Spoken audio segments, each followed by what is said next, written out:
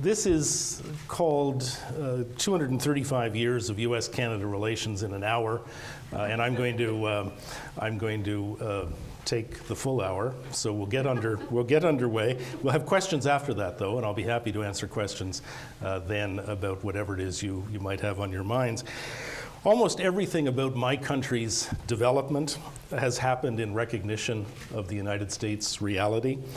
Sometimes we reacted, sometimes reflected, sometimes responded, sometimes had to recalibrate. But we've never been able to ignore the United States, and not that we would want to. We're very glad it's you with whom we share a border, the longest border in the world.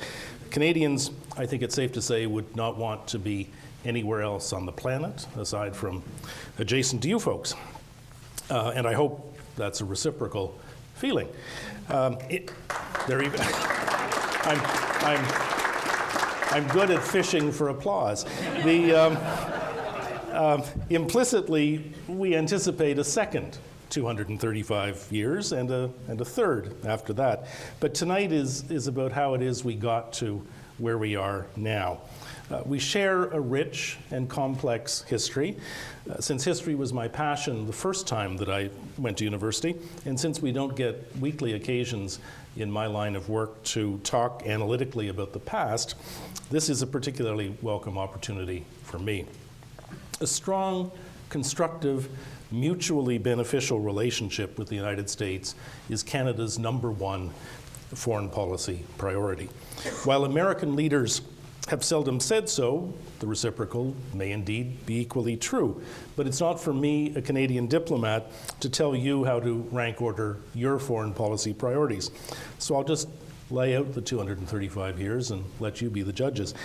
Dating from the application of United Nations peacekeeping to the Suez Crisis in 1957, for which then Canadian Foreign Minister Lester Pearson, subsequently Prime Minister, won the Nobel Peace Prize, generations of Canadians have come to see my country as the peaceable kingdom, a term that has featured in some literature.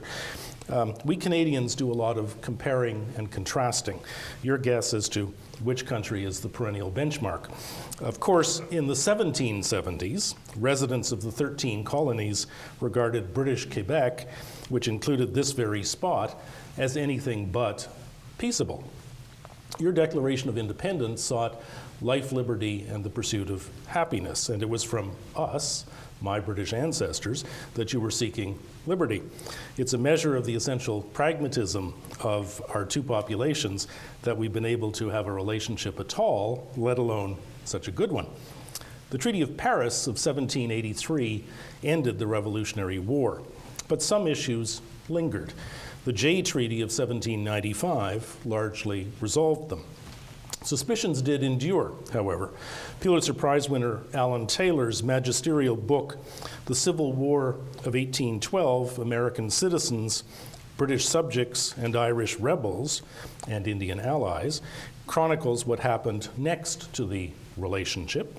The United States invaded Canada, the name by which we had by then become known. In preparation for the bicentennial beginning next year of the War of 1812, you might want to check out Taylor's treatise. That war was formative for Canadians in many of the same ways that the Revolutionary War had been for Americans. Outnumbered in population 10-1, we fought you to a draw. You burned our capital at York, now Toronto. We burned the White House. Perhaps most importantly, at the war's end, what is now Ann Arbor was in Canadian hands. Had that held, I might today be governor. But I certainly wouldn't be Canada's Consul General to Michigan. Of course, it didn't hold. In the Treaty of Ghent of 1814, the peace treaty that ended the War of 1812, Britain essentially relinquished the territorial gains that it had made. So did the Americans. Canadians learned something in that process about the colonial power, the United Kingdom, then the world superpower, and about national interest. The lesson was repeated in 1903 when, in Canada's view, notwithstanding the overwhelming weight of argument, Britain, still the colonial power, sacrificed Canadian interests in resolving the long-simmering Alaska boundary dispute in favor of the United States. all in pursuit of friendly British-USA relations, or so it seemed to Canadians at the time. Some geopolitical priorities are recurring, a good relationship with the United States paramount among them. One outcome of the War of 1812 was the Rush-Bagot Treaty of 1817, limiting the number of battleships on the Great Lakes to 8. Its terms remain in effect today. I might ask, however, when did you last see even one battleship on the Great Lakes? President Monroe's 1823 doctrine stating that further efforts by European countries to colonize land or interfere with countries in the Americas would be viewed as acts of aggression requiring U.S. intervention may or may not have been formulated with the northern part of the continent in mind. But it certainly engendered fears in Canada. Would relations between our jurisdictions henceforth be conducted under the guise of America's desire for hemispheric hegemony? The specter of another possible U.S. invasion certainly motivated the construction between 1826 and 1832 of the 100-mile-long Rideau Canal system connecting Lake Ontario to what would become Canada's capital. During winter, when the 6 miles of the canal that run through central Ottawa are today converted to the world's longest skating rink, residents could usefully reflect on how grateful they should be to the perceived threat of another U.S. invasion. Short-lived rebellions in 1837 in both Lower Canada, later Quebec, and Upper Canada, later Ontario, kept the fears alive. Republicanism briefly held sway in York, now Toronto, and in Montreal. That some of the attacks were launched from the United States reinforced Canadian paranoia. The British government responded with the Act of Union of 1841. It sought to bring greater coherence to central Canadian governance. It sought to address serious fiscal imbalances on the principle that a profligate colony could be a more vulnerable colony. And it sought to strengthen Britain's hold on Canada. Government in the colony had to be better equipped, on the one hand, to fend off any further rebelliousness, and on the other, to prevent any further incursions from the south. The advent of U.S. manifest destiny in the 1840s and its use to justify the 1846 war with Mexico did nothing to allay ongoing Canadian perceptions of vulnerability. Canadian business interests, meanwhile, were growing in their recognition that the United States, going forward, likely constituted a more natural and probably more profitable market than the United Kingdom itself. In 1848, leaders of the Montreal business community, then Canada's largest, proclaimed an annexation manifesto, calling for nothing less than commercial union with the United States.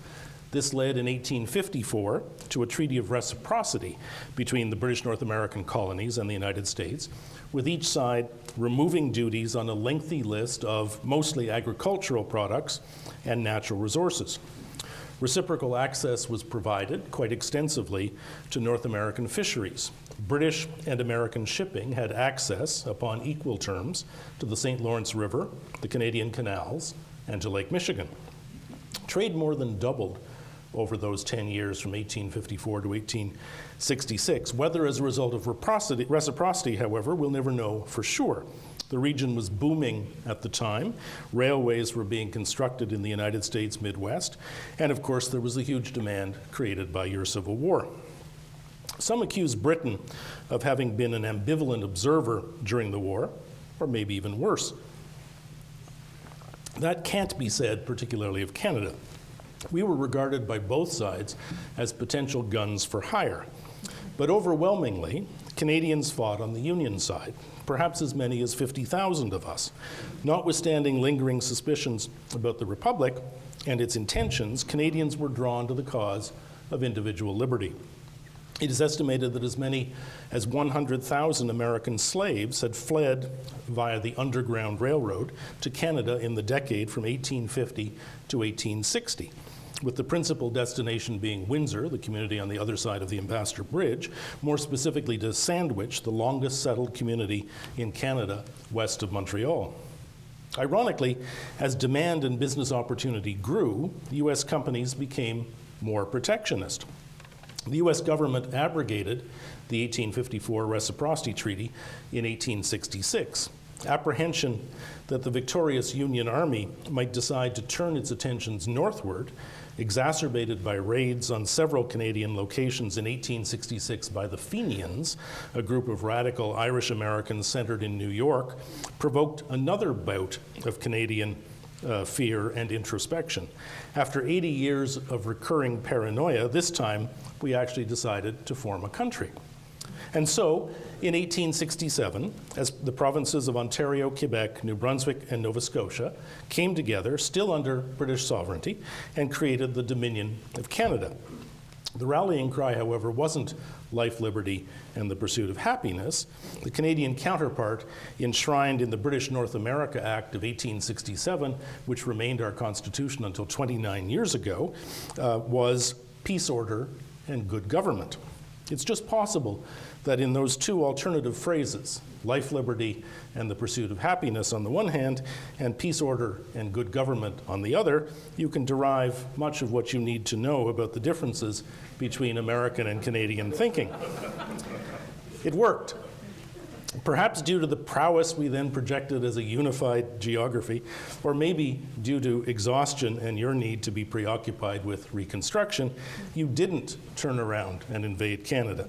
Canadian Confederation, causally or coincidentally, we can't be sure, pretty much marks the point at which Canada's relations with the United States no longer were driven by the fear that Canada might have to fight a defensive war for survival. The other recurring theme during these 235 years is the extent to which governments would facilitate or constrain economic relations between the two countries. And that was in no way resolved in the mid-1860s. Notwithstanding the 1854 Reciprocity Treaty, disputes erupted with some frequency between the US and Canada, especially pertaining to fisheries. In fact, there's rarely been a time since US independence when there has not been a fisheries dispute of greater or lesser magnitude between our two countries. Hardly surprising given the vast coastal and inland waters that we share and the difficulty in drawing and agreeing on boundaries.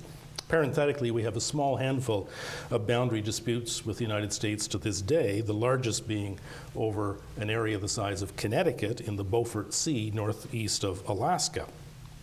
With abrogation of the Reciprocity Treaty, the option of closer economic relations between our countries was effectively taken off the table, for the time being, anyway. So the attentions of the newly formed nation turned westward. In this, Canada acted much as the United States did. Each of us had other fish to fry. The opportunity of westward expansion, in a sense, was a welcome distraction for both sides. In Canada's case, settling the West also had a defensive element.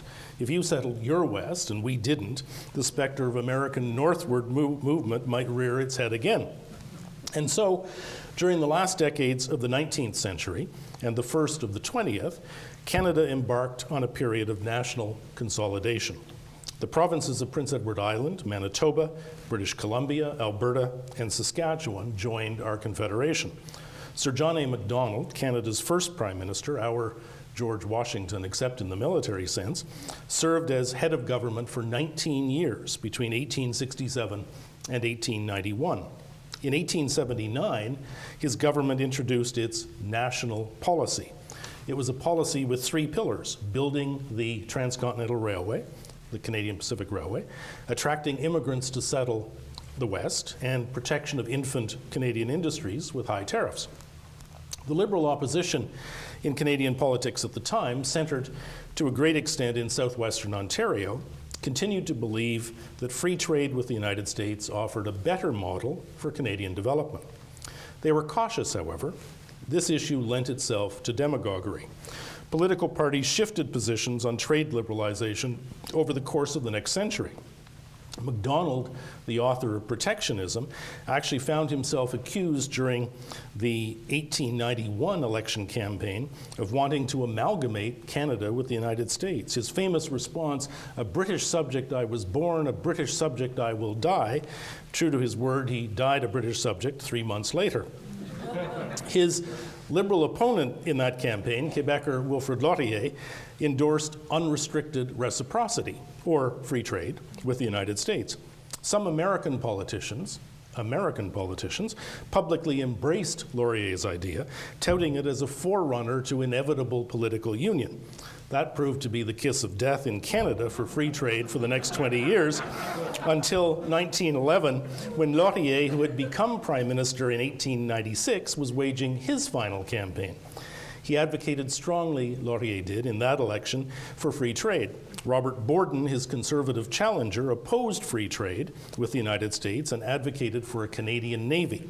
The pre-World War I years had been marked by a European naval race. The question for Canadians, which somewhat divided our country along linguistic lines, was whether or not we should build our own Navy, thereby not only relieving the Royal Navy of obligations on this side of the Atlantic, but perhaps positioning Canada to tangibly contribute in the event of European war.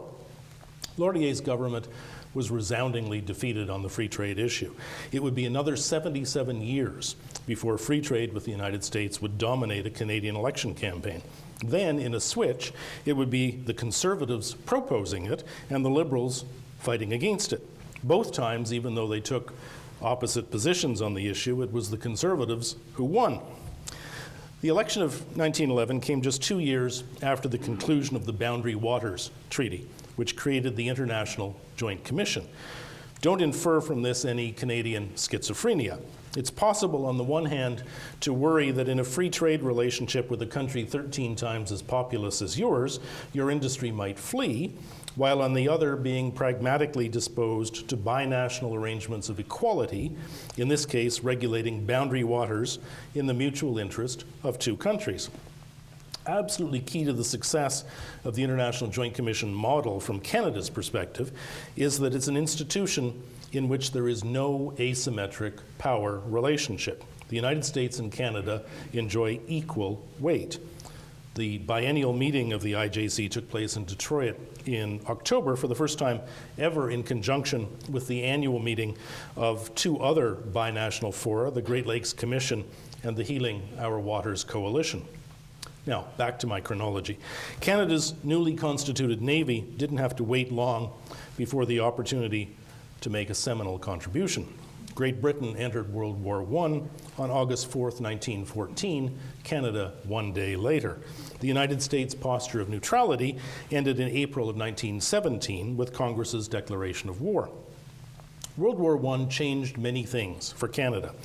On one level, it represented a coming of age.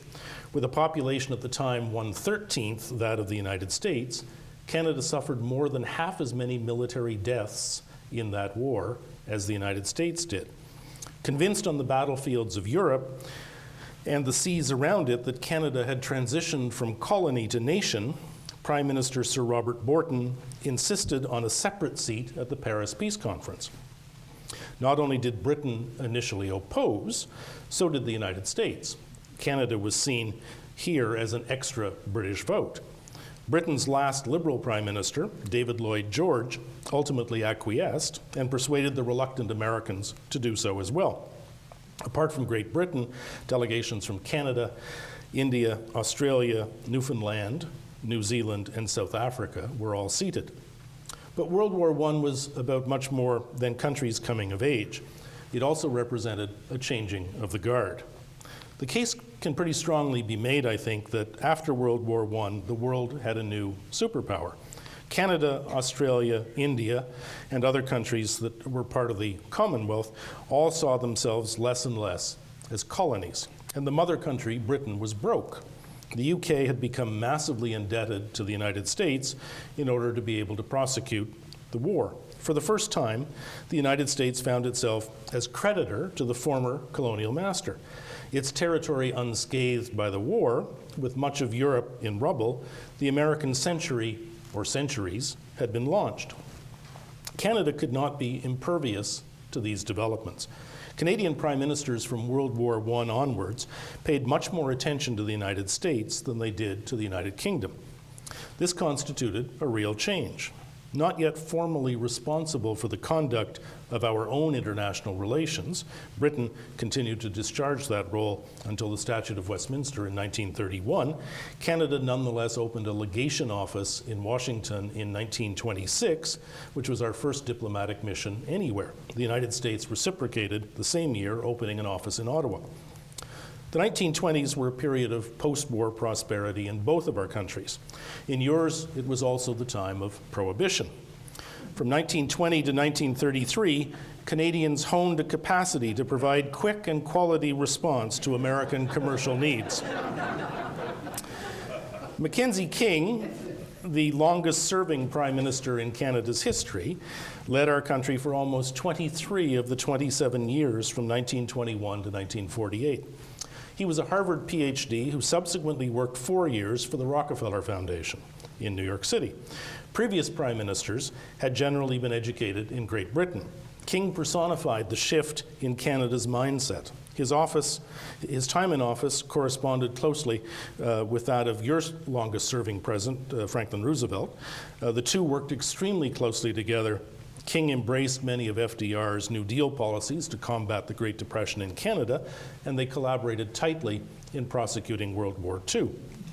As was the case in the First Great War, Canada entered early, although this time we waited 2 weeks after Britain had entered.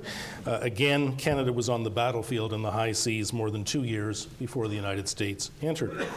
But barely months into the war, and well before Pearl Harbor, fears grew, including in Canada, that Britain could fall to the Nazis. Prime Minister King wasn't alone in projecting that Canada might then have become the next target.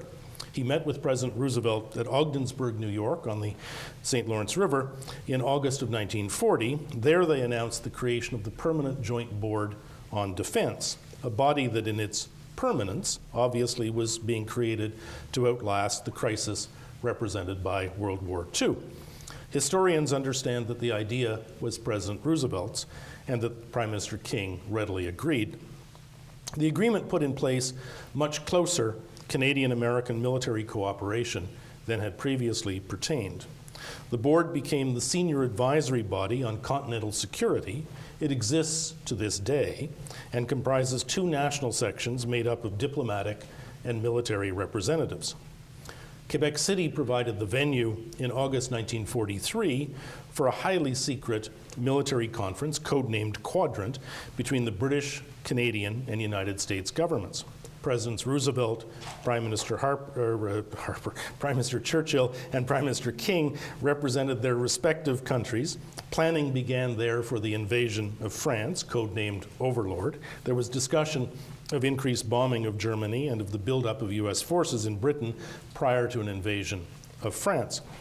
So aligned did our countries emerge from World War II that President Truman's observation in 1947 to the effect that, and I'm quoting, "Canada and the United States have now reached the point where we can no longer think of each as a foreign country," apparently failed to offend even resolute Canadian nationalists, those who perennially define Canadian identity in terms of the United States.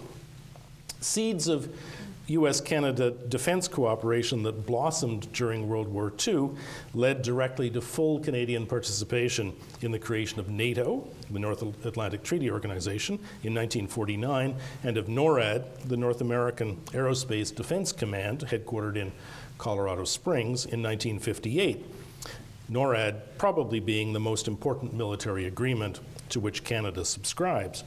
Our 2 countries fought alongside one another on the UN force in Korea, further cementing military bonds.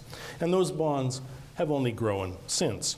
There are 4 countries with which the United States is comfortable sharing almost all intelligence and the status of military planning, Canada foremost among them. And we continue to turn to the United States to meet most of our major defense procurement needs. John Fitzgerald Kennedy, your new, highly articulate young president, came to Ottawa in 1961 and spoke to our parliament. There he pronounced on the U.S.-Canada relationship. And he said, I quote, "Those whom nature hath so joined together, let no man put asunder." This notwithstanding the fact that the government of his Canadian counterpart, John Diefenbaker, would drive the U.S. to distraction through indecision on whether to allow U.S. nuclear weapons on Canadian soil during the Cold War. Relations at the top improved for a time with the election of Lester Pearson, the aforementioned Nobel Prize winner, and his Liberal Party to government in 1963. However, Vietnam proved a challenge. Despite official U.S. requests, Canada did not enter that war, although more than 5,000 Canadians did enlist in the U.S. military in order to fight. In fact, Prime Minister Pearson took the extraordinary step during a speech at Philadelphia's Temple University in April 1965 of voicing his support for a pause in the American bombing of North Vietnam so that a diplomatic solution to the crisis might unfold. The Johnson administration erupted. Even before Pearson finished his speech at Temple University, he was summoned to Camp David to meet the president the next day. Johnson was, of course, well known for his earthiness. He reportedly grabbed Pearson by the lapels and shouted, "Don't you come into my living room and piss on my rug." Only twice tonight will I be risque in my choice of language, but both times I'm quoting U.S. presidents, so I guess that's okay, eh? The two worked hard to repair the relationship. Generously, President Johnson helped open the World's Fair in Montreal in 1967, saying, and I quote, "We of the United States consider ourselves blessed. We have much to give thanks for. But the gift of providence we cherish most is that we were given as our neighbors on this wonderful continent, the people and the nation of Canada." He was quite a diplomat, President Johnson, at times. In this, he laid the groundwork for the pronouncement on October 18th, just 3 weeks ago, this year, by the United States' current ambassador to Canada, David Jacobson, who said at a conference in Toronto, "I am here to tell you that the United States is unbelievably lucky to have Canada as our neighbor. Geographic determinists take heart, physical proximity, and the fact that we weren't some other country, say the USSR or Russia, can overcome almost any diplomatic bump in the road." David Jones, a retired U.S. diplomat formerly posted to Ottawa, recently wrote, "Beset as we are with multiple domestic and international challenges, northern tranquility is a gift that needs no examination." It goes on and on. Canadian diplomats, of course, could say none of these things, but we love it when we can quote Americans saying so. Vietnam was seminal in shaping the individual attitudes of many Canadians towards the United States. An estimated 30,000 or more Dodgers of the U.S. draft took up residence in Canada. Given the circumstances of their departure from your country, most spent the rest of their lives in mine. Many achieved positions of prominence in the Canadian media, sharing thereafter with Canadian audiences their perceptions of American leadership and its role in the world. Anyone here remember Pierre Trudeau? Yep. He was Canada's third longest serving prime minister, more than 15 years between 1968 and 1984. It's likely the case that neither he nor Richard Nixon was inherently inclined to warm to the other. They held substantially different worldviews. Trudeau disagreed with U.S. Cold War policies. At a press conference in 1971, he opined that the United States posed, quote, "a danger to our," meaning Canadian, "national identity from a cultural, economic, and perhaps even military point of view." Subsequently, President Nixon was quoted referring to Trudeau as, quote, "that asshole," unquote, to which Trudeau replied, "I've been called worse things by better people." Nixon, nonetheless, that was my second of two. I'm not going to do this again. Nixon, nonetheless, came to Canada the next year at Trudeau's invitation. He spoke to Parliament in Ottawa and declared the vaunted special relationship between Canada and the United States to be dead. He said, "It's time for us to recognize that we have very separate identities, that we have significant differences, and that nobody's interests are furthered when these realities are obscured." It's important to emphasize here that even when the personal relationship between US and Canadian leaders wasn't warm, business got done. There simply are too many things to manage when you share a continent. So during the visit in which President Nixon made his remarks to Parliament, he and Prime Minister Trudeau signed the Great Lakes Water Quality Agreement. Some of you will recall that Ohio's Cuyahoga River perpetually caught fire during the 1960s. It was a sign that Lake Erie, in particular, wasn't healthy. The Great Lakes Water Quality Agreement, updated in 1987 and about to be revised and renewed once again, has contributed significantly to the revival of the Great Lakes, perhaps most particularly to Lake Erie. Its existence is but one measure of the determination and the ability of Canada's and the United States' governments to engage in practical problem solving, even during those times that leaders aren't especially friendly with one another. Apart from Vietnam, or maybe because of Vietnam, this was a time of growing Canadian nationalism, meaning it was a period in which many members of Canada's political elite were in overdrive, taking every opportunity to distinguish our country from yours. A book dating from the mid-1960s, George Grant's Lament for a Nation, The Defeat of Canadian Nationalism, was a touchstone for this movement. Rothstein and Lax, both on the Canadian left, issued Independence, the Canadian Challenge in 1972. Trudeau almost lost his first re-election bid that year. As a result, he became dependent for a majority in Parliament on Canada's Social Democratic Party, the NDP. This led to the creation of the Foreign Investment Review Agency, a body designed to examine with skepticism foreign investment coming into Canada. Of course, overwhelmingly, that investment was American. Pierre Trudeau won his third election in July of 1974 with a majority government this time, meaning he no longer was reliant on the left-leaning NDP. A number of policy changes resulted. Just 1 month later, Richard Nixon resigned in disgrace. I can find no record of any public comment made by Trudeau on that occasion. Thank God for Gerald Ford. Your 38th president knew Canada well, having traveled to my country many times. It would appear that he was much more relaxed about Pierre Trudeau than Richard Nixon ever had been. And with the benefit of 6 years in office, perhaps Trudeau had become less inclined to gratuitous provocation of the United States. I looked in the display counter when I came in and saw a letter from Prime Minister Trudeau to President Ford in December of 1974 on the occasion of a visit to Washington. I would encourage you to look in the display. David has assembled these artifacts, and they are demonstrable display of the warmth of the Trudeau-Ford friendship.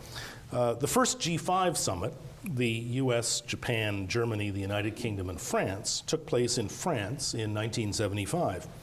French President Giscard invited Italy to attend, although it was not officially a member. President Ford reportedly was irate at Canada's exclusion. Giscard reportedly was adamant on the subject. The US hosted the second summit next year, the following year. Ford invited Trudeau. From that point forward, the G5 became the G7, with Italy and Canada both formal members. Now, hark back for a moment to the post-World War I Paris Peace Conference. The US didn't want Canada there, convinced we'd be just another British vote. In 1975, the French didn't want Canada to be a G-whatever member, likely convinced that we'd be just another US vote. The British secured our participation at Paris. President Ford secured Canadian membership in the G7 from 1976 onwards. Our orbital migration was complete. A personal aside, I was a minister at the Canadian Embassy in Washington, responsible for congressional relations and public affairs, among other things, as Elaine said in introducing me, when President Ford died the day after Christmas in 2006. If you've ever been to our embassy, you know that we're very well located in Washington, on Pennsylvania Avenue, at the foot of Capitol Hill, just opposite the west wing of the National Gallery. We quickly commissioned a banner to cover the Pennsylvania Avenue side wall of the building, paying tribute to Gerald Ford and the relations Canada enjoyed with the United States during his presidency.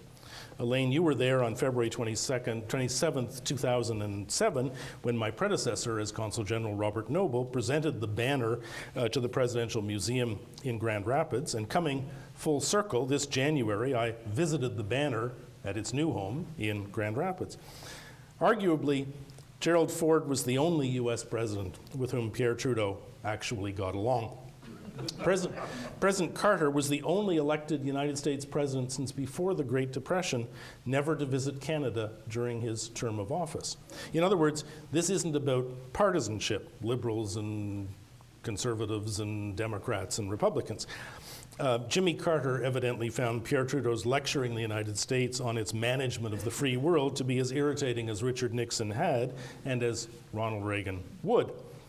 But Trudeau had been replaced briefly, coincident with President Carter's greatest foreign policy crisis, the seizure by Iranian radicals of the United States' embassy in Tehran, Iran, on November 4th, 1979.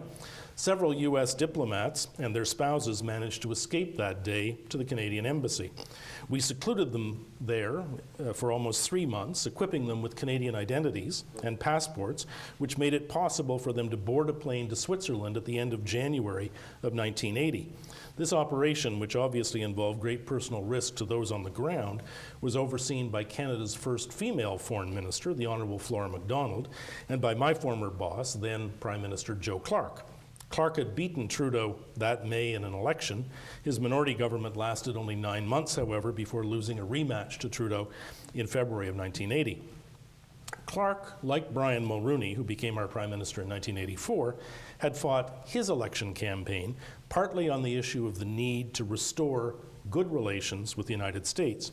This theme often recurs in Canadian elections. I'll reference it again. The final Trudeau term corresponded with President Reagan's first. There was little chemistry between the two leaders. A vast ideological gulf separated them. Canadians, I should say, would not have elected Ronald Reagan either time. There were regional differences. It's primarily Canadians living in Ontario, Quebec, and Atlantic Canada who would not have voted for Reagan. Canadian public opinion undoubtedly reinforced Pierre Trudeau's personal opinions, making him less disposed to try to solve issues that might have required compromise on his part. This phenomenon also is a recurring one. Prime Minister Chrétien, in office from 1993 to 2004, likely found it easier to reverse himself on his 1993 campaign opposition to NAFTA because it was Bill Clinton in the end who was asking him to do so. Canadians, you see, loved Bill Clinton. But before there was a NAFTA, which took effect in 1994, there was a US-Canada Free Trade Agreement, which took effect in 1989. And before there was a Prime Minister Chrétien, there was a Prime Minister Mulroney. Brian Mulroney beat Pierre Trudeau's successor in 1984, winning the largest majority in Canadian parliamentary history.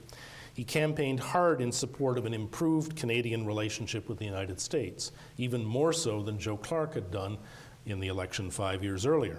As I said, our relations with you frequently feature prominently in Canadian election campaigns.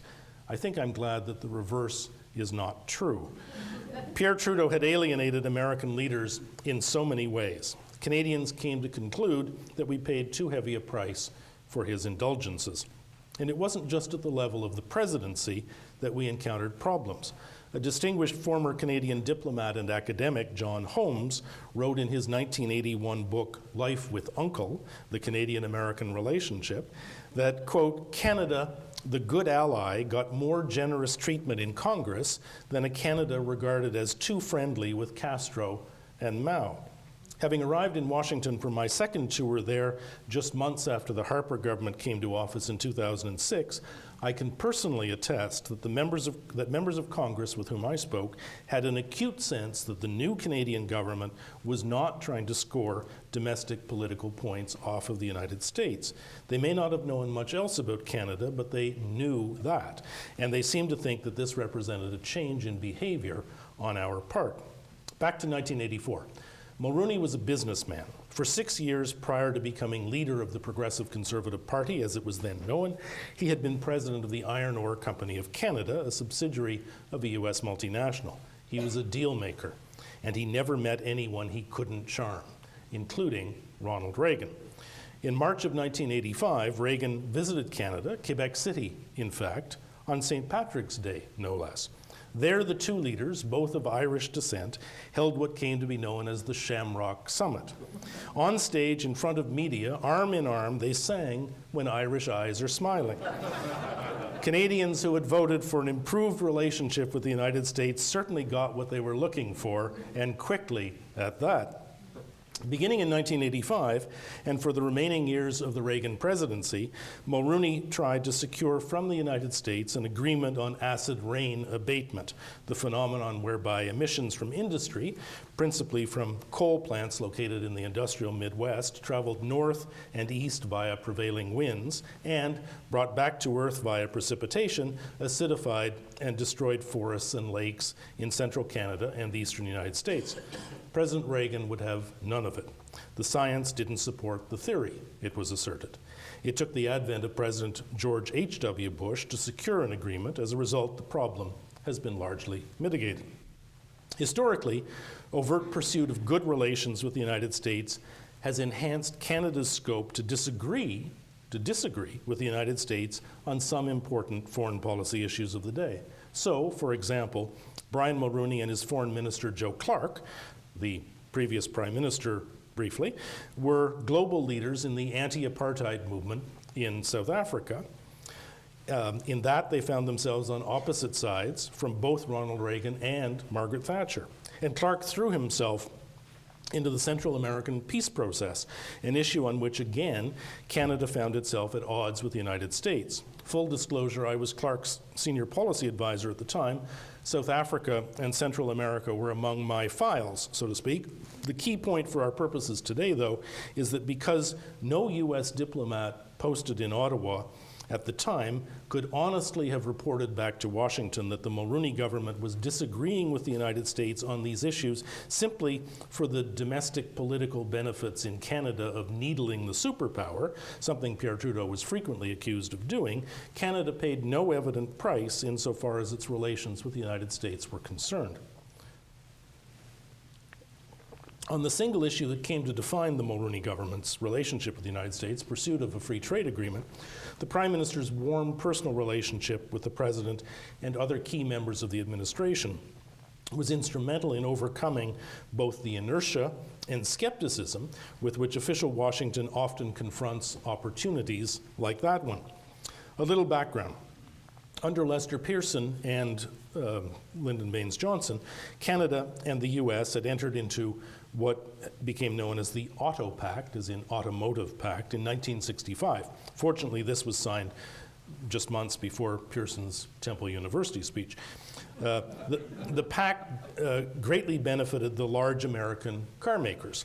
Tariffs on cars, trucks, buses, tires, and auto parts were removed between our two countries. In exchange, the Detroit Three agreed that automobile production in Canada would not fall below pre-1964 levels, and that they would assure the same production-to-sales ratio in Canada. This facilitated economies of scale, greatly enhancing industry efficiency. The Auto Pact worked well for both countries. In Canada, it became Exhibit A as to why free trade with the United States should be non-threatening. The Central Canadian automotive assembly and parts manufacturing business blossomed. In 2010, considerably more vehicles were assembled in Ontario than in Michigan or any other North American jurisdiction. Now, I'm mindful of where I stand at this moment, physically. Michigan's status as the leader in North America's auto industry remains unchallenged. To provide additional reassurance, the University of Michigan's prestigious Center for Automotive Research in 2010, in a study that they issued that year, noted that approximately 60% of the average car or truck coming off the assembly line in Canada is in fact US content. That's how totally integrated, as a result of supply chain relationships, our two economies have become. Mulroney decided in 1985 to take the plunge.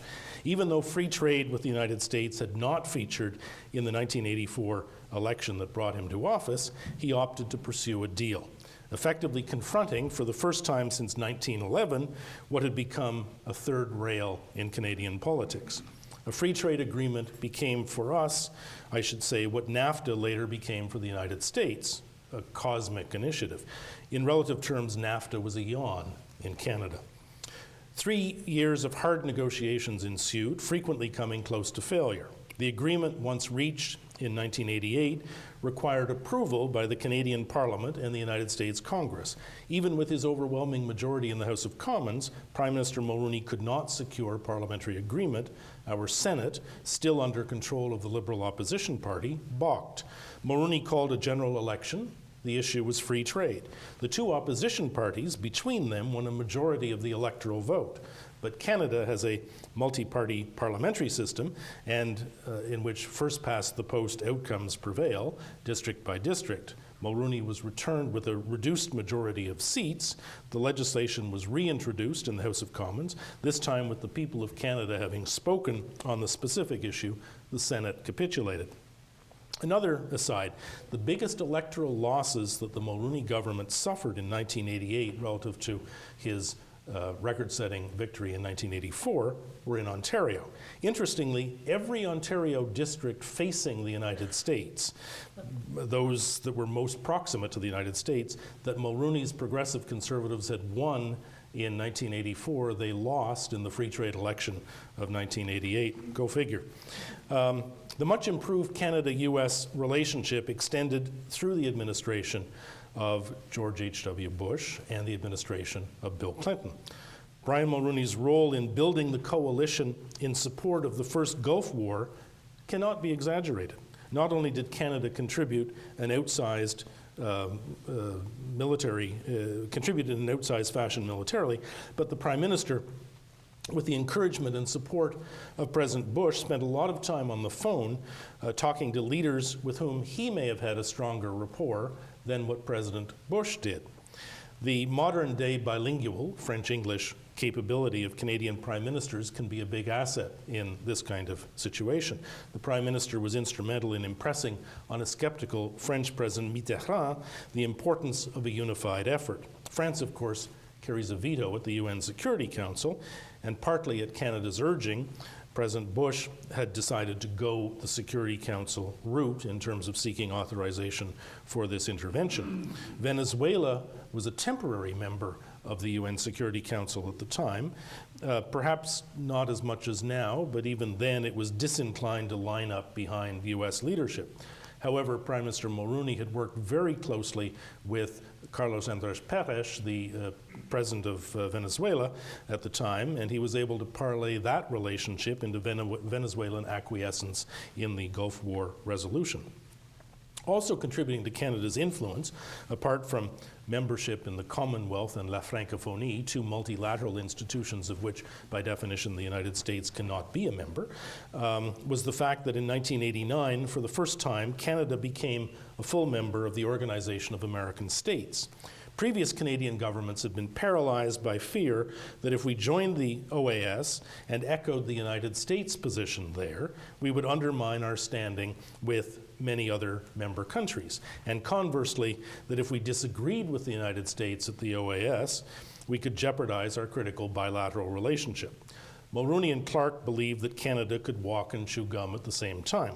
They were confident in our relations with the United States, and they felt that it was time to rectify the anomaly whereby Canada, the largest country geographically in the hemisphere, wasn't a member of the hemisphere's political organization.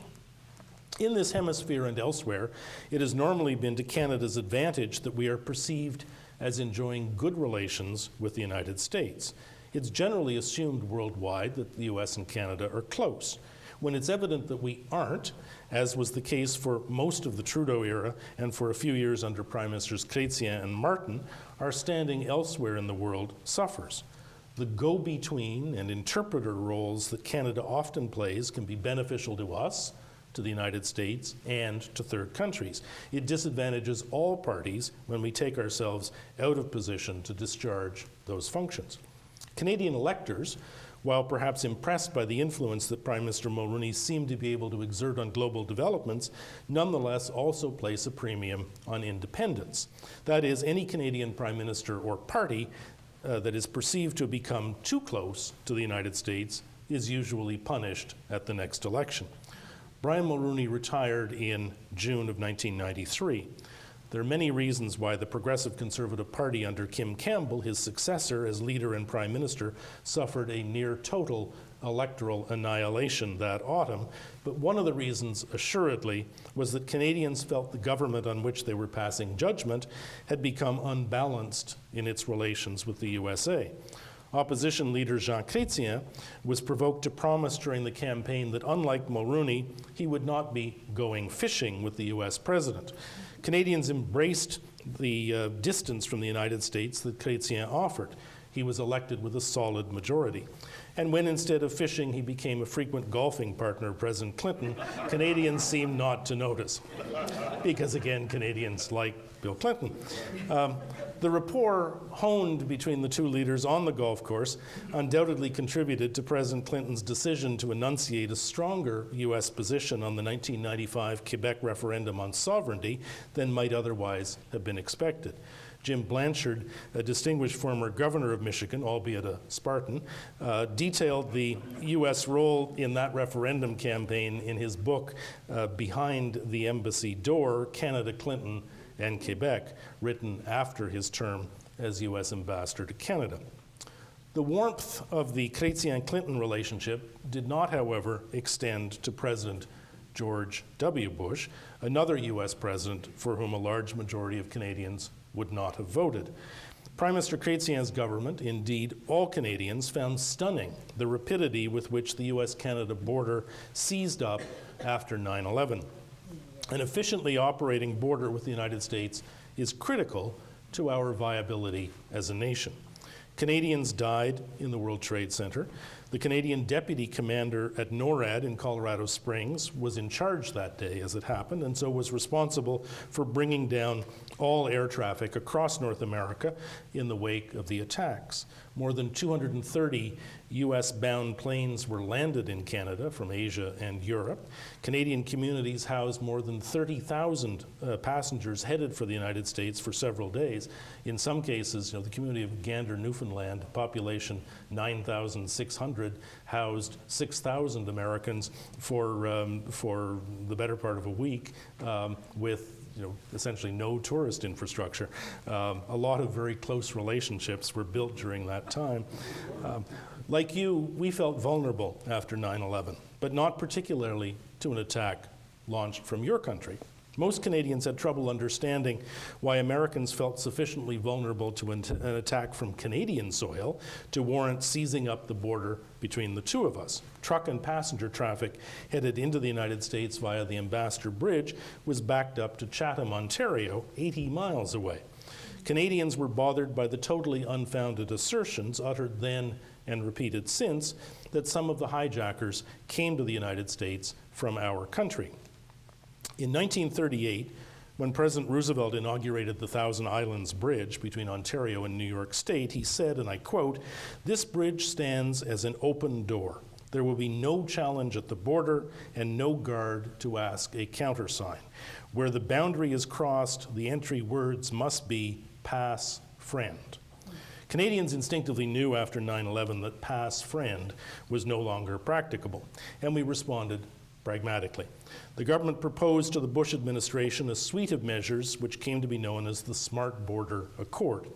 These were designed to put instruments in place that would give both governments more certainty over who and what was coming across the US-Canada border in either direction. It succeeded, but at a cost. Clearly, it is more cumbersome today than before 9/11 to cross that border. As a result, the bonds that united millions of citizens in our respective countries are looser today than they had been previously, and the potential to achieve further economic integration has somewhat been compromised. The Chrétien government quickly accepted the Bush administration's request that we join the coalition in Afghanistan. Our fighting role there ended this summer, after almost a decade in which we were principally responsible for the coalition's position in Kandahar province in the south on the Pakistani border. We remain in Afghanistan as trainers of the Afghan National Army. By contrast, we declined President Bush's invitation to join the coalition of the willing in Iraq. And in one of the worst managed announcements of a policy position certain to irritate the United States, Paul Martin, Prime Minister Chrétien's successor, told the House of Commons in 2005, without giving the United States a heads up, that Canada would not participate in the US missile defense program. The relationship became pretty frosty at the top from that point until Prime Minister Martin's government was defeated in May of 2006 by Stephen Harper's Conservatives.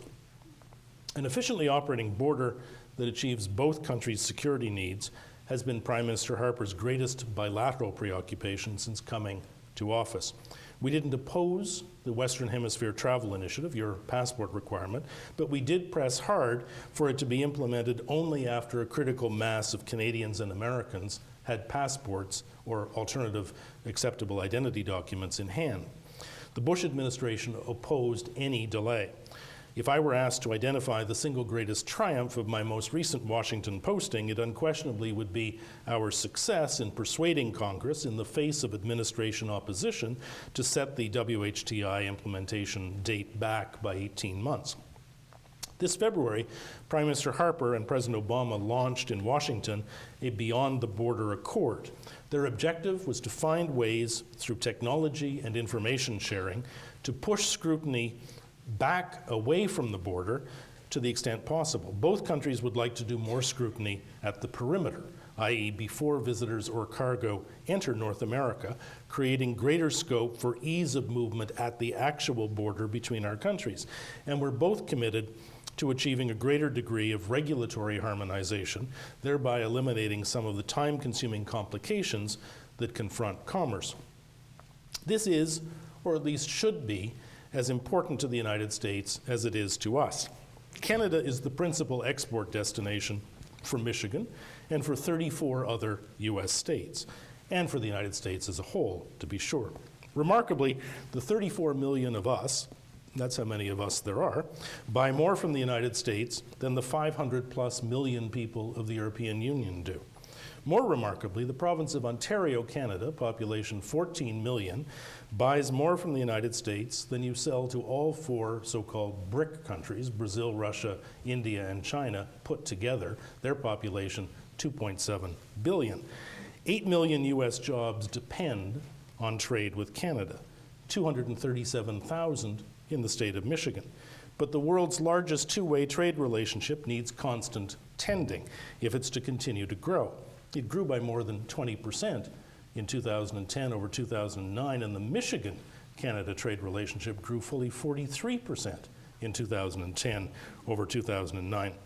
Tending extends to firm action to remove unnecessary impediments.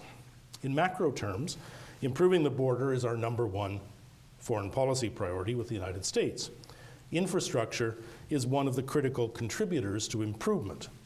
This has a local context. Canada's #1 national infrastructure priority is a new crossing of the Detroit River at Windsor. This is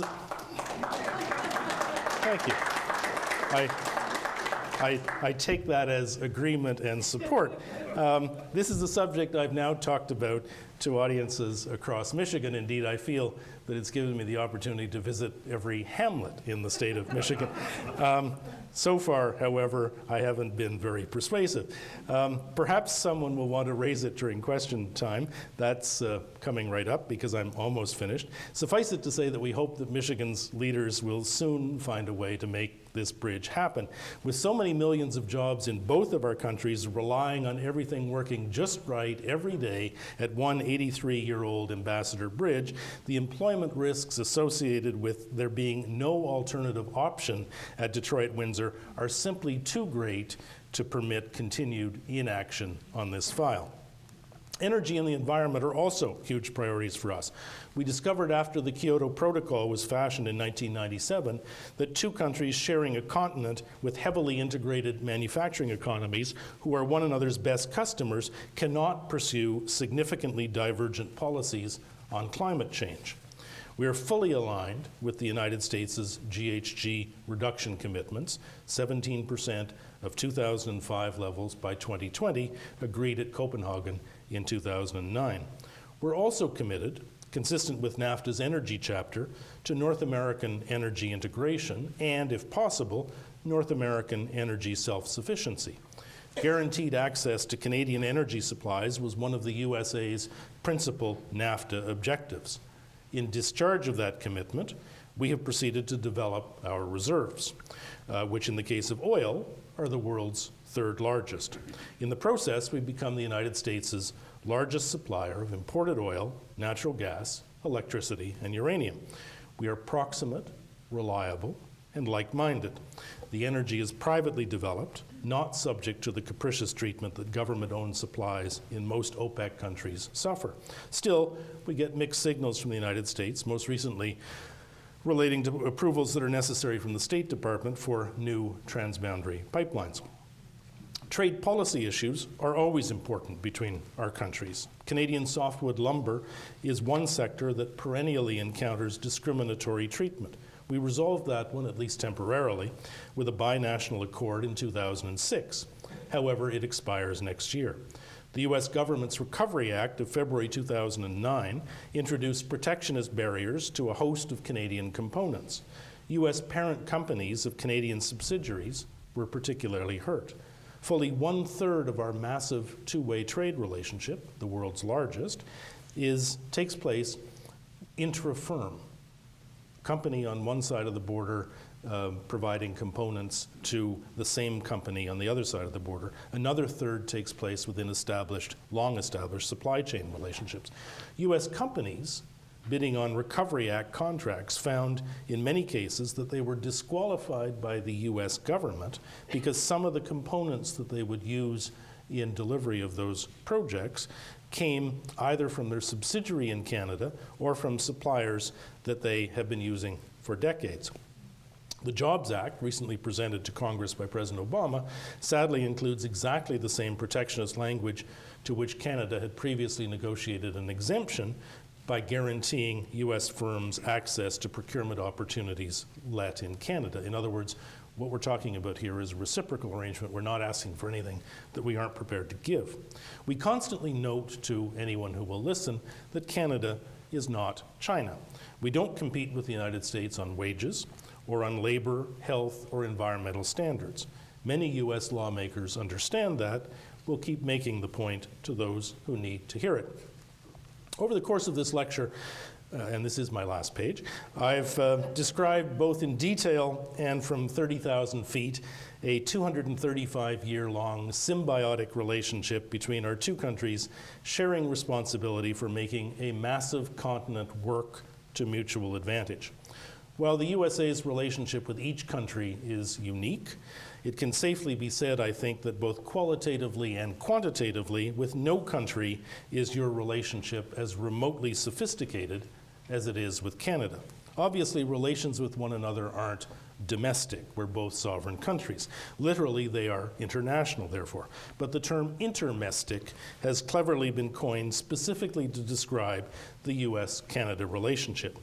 89 of your counties in 14 states share a border with Canada, meaning that more than 1/4 of your US senators and governors have an acute, often constituent-driven interest in details of the relationship. This means many things, among them that conducting the relationship is by no means the preserve of so-called foreign policy professionals. But as one of those professionals, I can honestly say that I can imagine nothing more rewarding than spending one's career continuously engaged in trying to improve relations between our two great countries, which is why I've chosen to do just that. Thanks for your attentiveness. We're on an hour exactly, I think, Elaine, and I'd be happy to take any questions flowing from this. You know, as a father of young kids, I'm actually very concerned about what we're doing today. I look at what my neighborhood looked like when I was a kid and what it looks like today, and I look at it from, coast to coast. It seems to be the same problem. It's everywhere. And so I look at what you mentioned earlier, the oil that's coming from Canada all the way to deep in the south. I'm not sure exactly where, but it's this big pipeline, oil pipeline. The concern that I have, and I'm not the only one having this concern, it's about, Union of Concerned Scientists have that same concern. It's coming from tar sands or whatever it's called, considered to be one of the most toxic oil extraction methods on Earth. I'm wondering how what I should be doing, what I should be thinking, because it seems to be sometimes political, sometimes commercial. What's the rationale behind it? Why do we not try something else? And it seems to be, I don't know, it's very confusing. I'm trying to protect my kids from this, and I'm not sure I'm doing the right thing. Well, Thank you. I respect your position, and you'll not be surprised by mine. I think that our countries are on the same side on this issue. I think that the United States and Canada, more than most countries in the world, can be counted upon to develop our energy resources in as environmentally sound and appropriate a way as possible. The reserve, I think I said during my remarks, the oil sands, we call them, in northern Alberta, is the world's third largest. It's going to be developed. It's too large and valuable a reserve to lay fallow. You wanted access to it in the NAFTA energy chapter, and you got what you were hoping to get. The Chinese would love to buy it. We could build a pipeline to the West Coast and fill tankers and ship it across the Pacific to the Chinese. That's environmentally a lot less sound than sending it by pipeline to the United States. Pipeline is the most efficient and environmentally sound way of transporting energy. It's not to say that there are never breaks. We know that just about a year and a bit ago, there was one in the state of Michigan at Marshall. And $750 million has been spent by the Canadian company that owned that pipeline to clean it up. But it's more environmentally sound than tankers that cross oceans.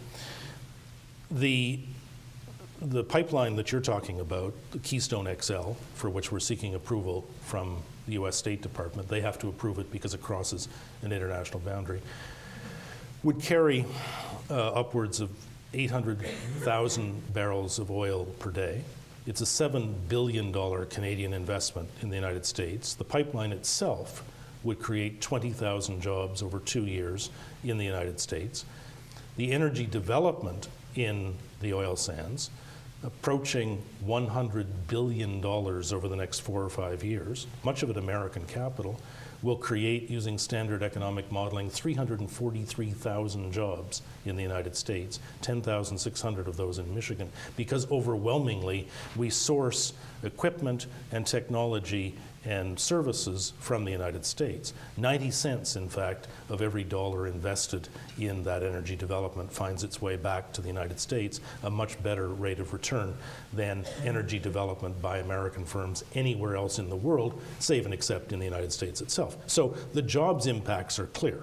But you didn't ask about the jobs impacts. Maybe you did, because I think you came at this from the point of view of trade-offs and concern about doing the right thing.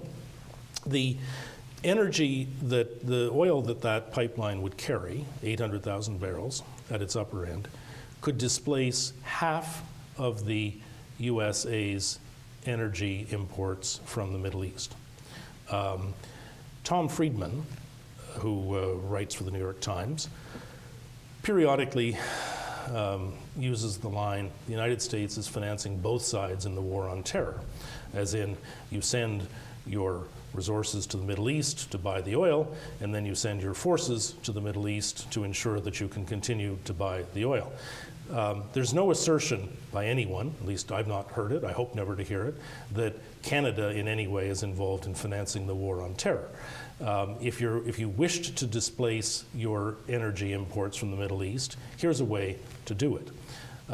You can work towards, as we'll both work together, towards reducing our consumption of oil. But the United States consumes between 18 and 19 million barrels of oil per day. Canada currently supplies 2 million of those, and it is headed in the direction of 3 million. And maybe you can cap your growth, maybe you can reduce your growth.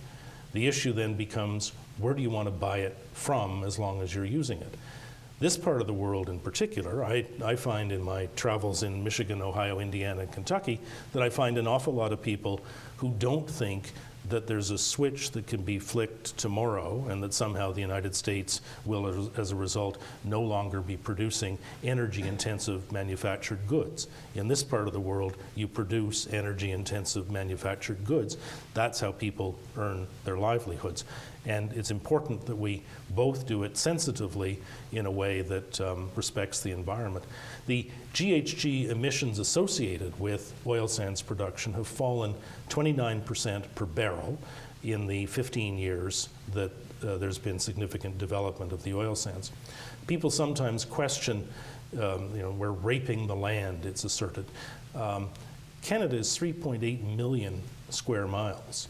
The total area developed over 40 years of oil sands production is 229 square miles, slightly smaller than the size of El Paso, Texas. So we have a lot of territory. We're massively reducing the emissions through technological developments. We're massively reducing the water that's used in the production of the oil, because it's a mining exercise whereby you generate steam and separate the oil from the sand and then ship the oil. The oil is 6 to 15% more GHG intense, carbon intense, than Saudi oil, which is sweet crude that you put a stick in the ground and out the oil comes.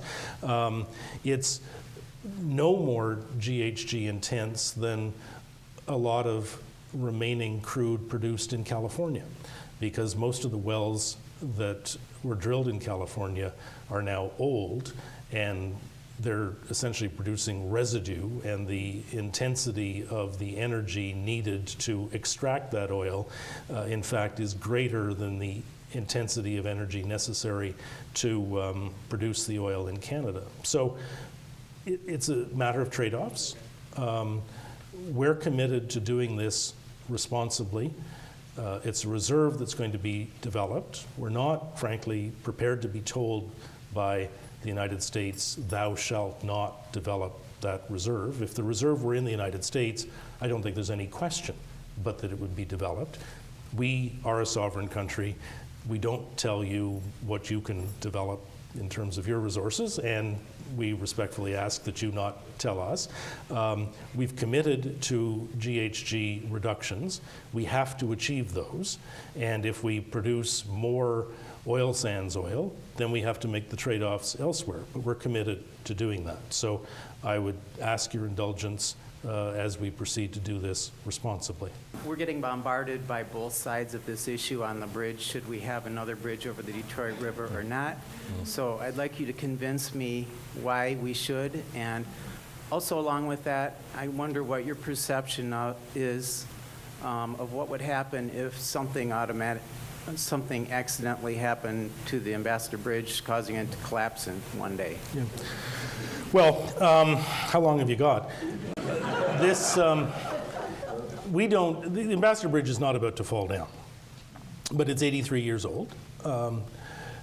There was a bridge on I-75 between Indiana and Louisville, Kentucky, that was found 6 or 8 weeks ago to have catastrophic cracks. It's 35 years newer than what the Ambassador Bridge is, and it's been deemed unsalvageable. Now, conveniently in Louisville, they've got other bridges. There's now more congestion, but at least they have options. At Detroit Windsor, for trucks, you don't have other options. 8,000 trucks a day cross the Ambassador Bridge and 20,000 cars.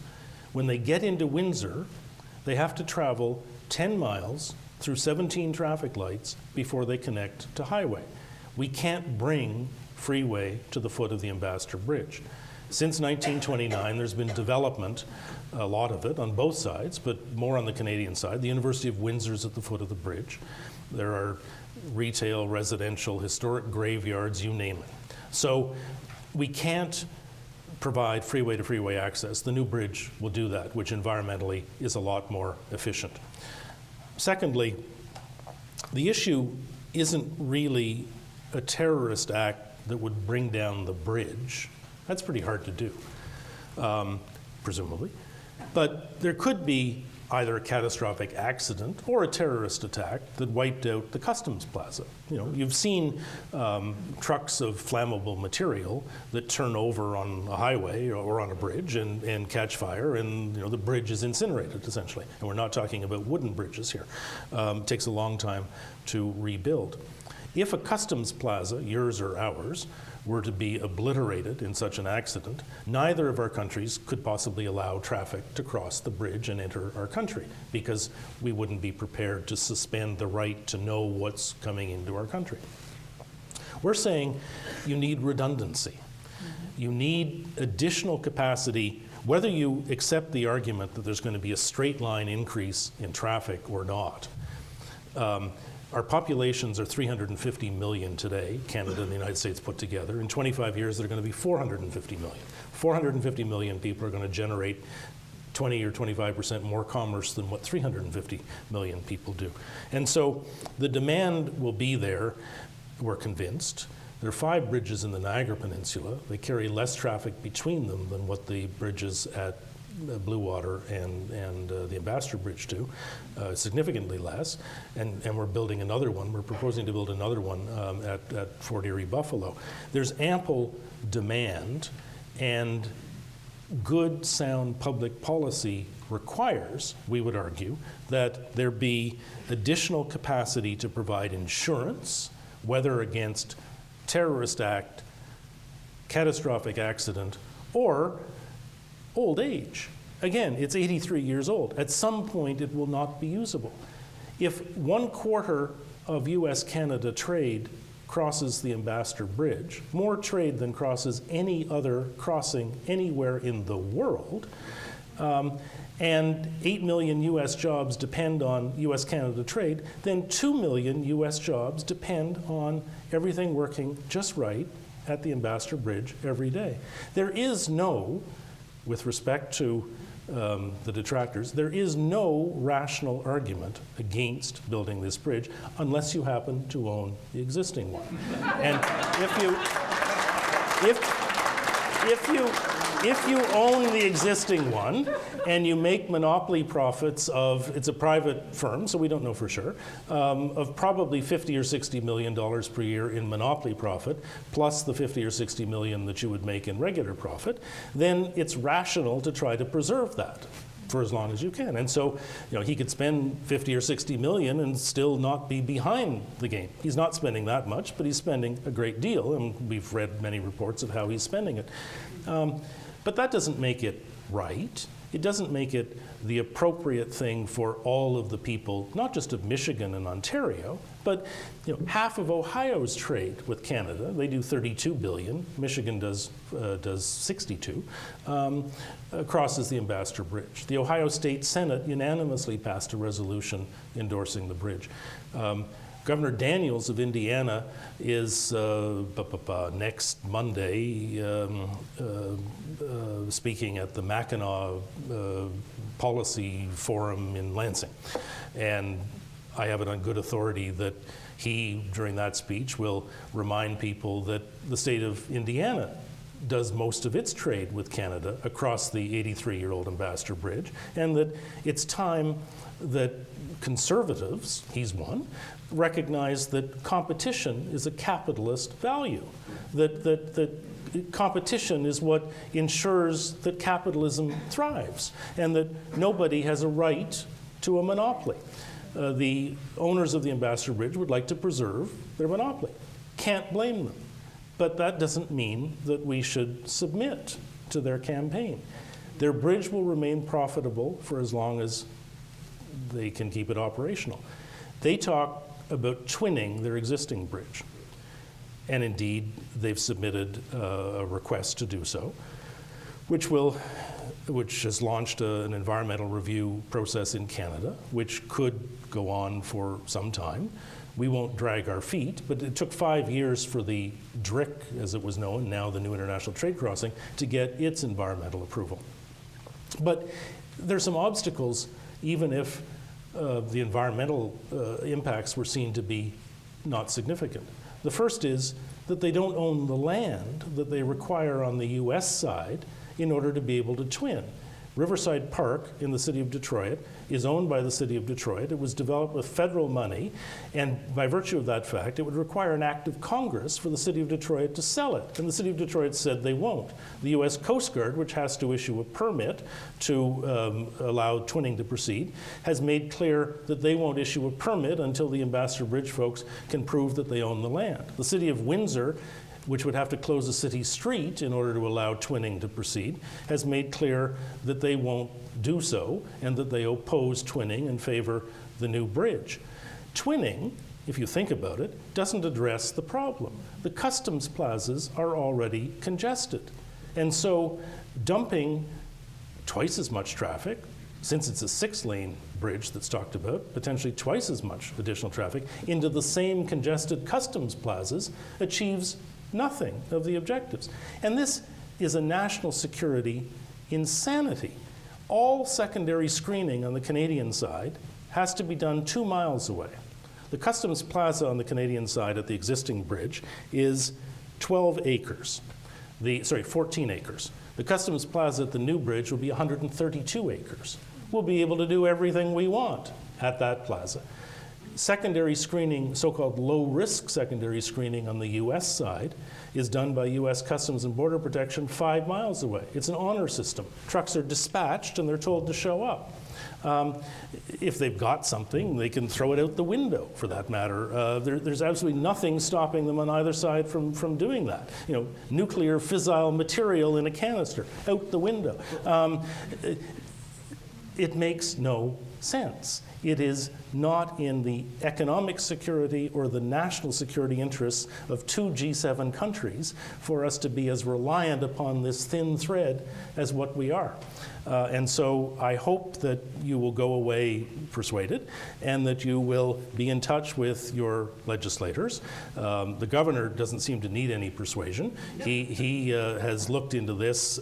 He is a geek, self-described geek, who has looked into this in detail and satisfied himself that it's the only sensible thing to go, the way to go. Furthermore, I'm on a roll. Canada is making it clear that you have no liability. The commercials say the bridge is going to cost $2 million. It could cost $100 million because it doesn't matter, but in any event, it won't cost $2 million, it'll cost $1 billion. A private sector firm will bring all of the capital to build the bridge under a public-private partnership arrangement and the 2 toll plazas on either side. The one portion of it that would have been Michigan's is the cost potentially up to $550 million of building the connection from the new bridge to I-75. And Canada, recognizing that Michigan in its current financial situation probably couldn't be expected to come up with the money, said, fine, we'll forward that money to the private sector developer whom we both choose jointly to build the bridge. We won't forward it to you, Michigan, because it can't be a loan to you, because then you would be liable to repay it. So we'll loan it to the company that we choose, and you will have no liability, Michigan, to repay. And Canada will stand in line till after the bridge builder has repaid itself its billion-dollar investment. And if they were never to pay themselves, it's Canada that is responsible for reimbursing the bridge builder. And if they were never to repay themselves, we would wait forever for our $550 million. We're not in the habit of making these sorts of deals with developed countries. We don't give $550 million routinely to developed countries. But this is so important to us because our national viability depends on this route existing and being viable. So we're prepared to do it. And Governor Snyder has negotiated this brilliant arrangement with the U.S. Federal Highway Administration whereby our $550 million gets to be matched for road and bridge construction anywhere in the state of Michigan at no cost to Michigan. And so you don't need within your budget to find $550 million. You can lower your taxes, you can spend the money on education, you can do whatever it is you want. You don't need to allocate that money to road and bridge construction because you will secure matching funds. This is the gift that keeps on giving. And after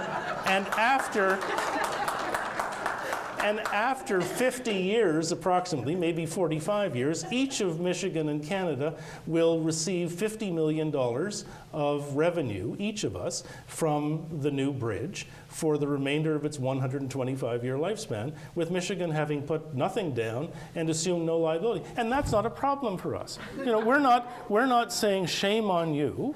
We're just saying let's be realistic here. Let's, as partners, do the thing that makes sense, and it will create 13,000 construction jobs during the 4 to 5 year period of its construction, and 25,000 spin-off jobs during that same period of time. There are no rational arguments against this project unless you are the owner of the existing bridge. And I don't think you look like Mr. Maroon, so I'm assuming you aren't the owner of the existing bridge. Can you shed some light on the 1 to 5 year plan of NASCO, specifically Canada's Asia-Pacific Gateway Plan and the Mid-Continent Trade Corridor development? We have spent a fair bit of money improving our ports on the east and west coast and offer those as access points for Michigan and other states using Canadian railways to export your goods to Asia or to Europe or the Middle East. The routing, by virtue of where Halifax, Nova Scotia is and where Prince Rupert is substantially less time-consuming, to Europe, like a day sailing, 2 days sailing on the west coast. Considerable money is saved as a result. Your west coast and east coast ports are, to a substantial extent, congested. And so you can use those if you wish. Governor Snyder seems to be keen to do so. And we've looked at additional infrastructure improvements like the proposed new railway tunnel at Detroit Windsor that would allow double stack traffic to go through on Canadian Pacific to the Port of Montreal, which is the continent's most inward, as in furthest inward major port. We've spent money on highway construction, but not a lot, so there isn't really, Canada doesn't have any particular role in a north-south highway corridor, save and except that we're spending, back to the bridge, we're spending $1.4 billion, Canada and Ontario are splitting that equally, to build freeway from the existing Highway 401 to the foot of the bridge on the Canadian side, so that truck traffic will indeed be able to travel from I-75 onto the new bridge and directly onto freeway on the Canadian side. The traffic you're projecting for the new crossing, or for all crossings combined in Detroit, is 200 trucks per hour per direction. That's astronomically high. And it's ripe for conversion to intermodal rail. You may conclude that the new bridge will constitute a kind of build it and they will come development, and there may be some of that. But basically, what it will do is to ensure that existing traffic can continue to flow, and that companies whose business plans depend on moving things to Canada or from Canada, anywhere in the industrial heartland of the United States or in Ontario or Quebec, will have reason to believe that they can continue to do that. Frankly, at the moment, and firms take investment decisions with long time horizons, they don't know for sure that they're going to be able to do that, because they can't know that the existing Ambassador Bridge that was built to last for 50 years and is now 83 years will exist in 30 years, let alone 40 or 50 or 125. And we want them to be certain that there will be capacity for 125 years, and that they'll be able to continue to locate in this region and count on that kind of capacity going forward, and that they can expand their plants and hire and employ more people in good wage jobs with the confidence that the infrastructure will be there. And they don't have that today, and we think it's important that they have it going forward. So.